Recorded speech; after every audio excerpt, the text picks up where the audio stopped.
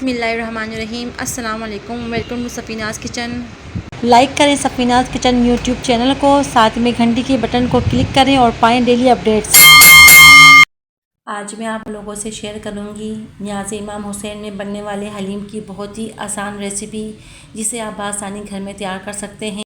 अगर आप मेरे बताए हुए टिप्स को फॉलो करेंगे, आपका बीफ हलीम भी इसी तरह रेशेदार बन सकता है। बहुत से पकवान सेंटर में हलीम में चावल, जौ और मिक्स दालें इस्तेमाल होती हैं, लेकिन मैं आपसे कमर्शियल बनने वाले हलीम की रेसिपी शेयर कर रही हूँ। तो चलिए इसे बनाना स्टार्ट करते हैं। हलीम बनाने के लिए मैंने 1 पाव गंदम ली है और 1 पाव चने की दाल ली है। 3 घंटे पहले मैंने इन दोनों को अच्छे से वॉश करके भिगो दिया था। आप ये दोनों चीज़ कुकर में शामिल कर दें, साथ ही स्पाइसेस भी शामिल कर दें। पिसी मिर्च, पिसा धनिया 2 टेबलस्पून, 1 टेबलस्पून हल्दी, 2 टेबलस्पून लहसुन अदरक का पेस्ट और 1 टेबलस्पून नमक। ये तमाम स्पाइसेस शामिल करने के बाद आप इसमें पानी शामिल कर दें, ताकि हमारी गंदम और दाल अच्छे से गल जाए। तो मैंने यहाँ पर 6 गिलास पानी शामिल किया है और इसे आधे घंटे के लिए कवर कर दें। माशाल्लाह आधे घंटे में ही हमारी दाल और गंदम अच्छे से गल चुकी है। अब दाल घुटने की वजह से आप इसे घोट लें। मुझे यहाँ पर 40 मिनट लगे हैं दाल घोटने में। तो आप देख सकते हैं हमारा हलीम कितनी अच्छे से घुट चुका है।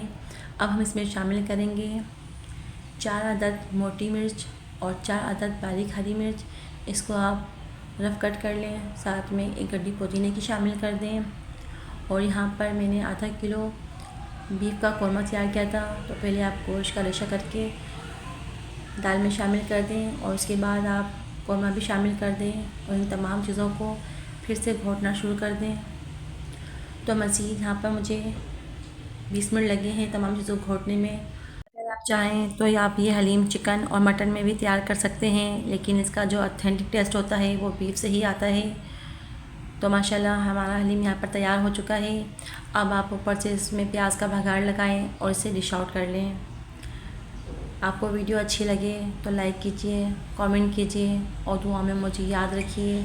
इंशाल्लाह फिर मिलूँगी एक नई यूनिक रेसिपी के साथ। तब तक के लिए अल्लाह हाफिज़।